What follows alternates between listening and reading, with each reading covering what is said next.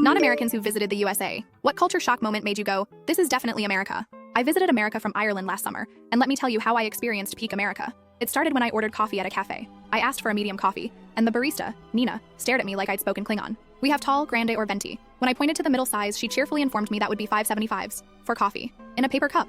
I nearly fainted. When I mentioned the price, Nina laughed and said, "Wait till you need healthcare." Later that morning, I was on the subway when a complete stranger sat next to me and immediately asked what I did for a living, my thoughts on the local sports team, and if I'd found Jesus. In Ireland, we don't even make eye contact on public transport, let alone discuss religion with strangers. When I gave short answers hoping he'd stop, he handed me a business card for his combination tax preparation, spiritual counseling business. Then I went to a diner where my waitress, Sydney, introduced herself with jazz hands and told me her life story before I'd even opened the menu. When I ordered, she asked if I wanted soup or salad. I said salad, and she brought me a super salad, which was apparently a thing. When I explained the confusion, she laughed so hard she had to sit down in my booth for a full minute. At the table next to me, a man sent back his steak 3 times for not being cooked correctly. Each time, the manager apologized profusely like he'd personally insulted the man's ancestors. In Ireland, we'd eat a raw chicken before complaining. The afternoon brought me to a pharmacy where I discovered the wonder of American drug commercials on the store TV. A full 2-minute ad showed happy people frolicking in fields, while a speed reader listed side effects including sudden death and spontaneous lizard tongue syndrome. When I asked the pharmacist if people really request these medications, she rolled her eyes and said, "Every damn day, honey." But the most American experience happened that evening. I was invited to a casual dinner at an acquaintance's home. Just a simple cookout,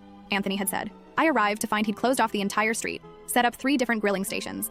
Every guest brought enough food to feed a village. One woman apologized that her 7-layer dip was just something I threw together, despite it being arranged to look exactly like the American flag. Someone's grandma kept trying to set me up with her grandson because he's always wanted to visit Europe, as if Ireland were just a neighborhood in London. The highlight was when Anthony unveiled his special surprise, a professional fireworks display in his backyard. As actual explosives burst overhead, nobody seemed concerned about the legality or safety. When I nervously mentioned fire hazards, Anthony's wife patted my hand and said, "It's fine, our lawyer is here," while pointing to a man doing flaming tequila shots. As I stood there watching a bald man in an Eagle t-shirt cry real tears while God Bless America played during the fireworks finale, I had my definitive "This is America" moment. Then Anthony's neighbor called the cops because the fireworks scared his emotional support peacock. When the police showed up, I panicked. In Ireland, this would end badly. But the officers just grabbed plates of food and watched the rest of the show. One even helped light the grand finale while still in uniform. I left at 2 a.m. with 14 containers of leftovers, 3 invitations to Thanksgiving from people I'd just met, and the business card of a cop who has a cousin in Dublin and offered me a place to stay anytime you're in the area. America, you beautiful, bizarre country. Never change.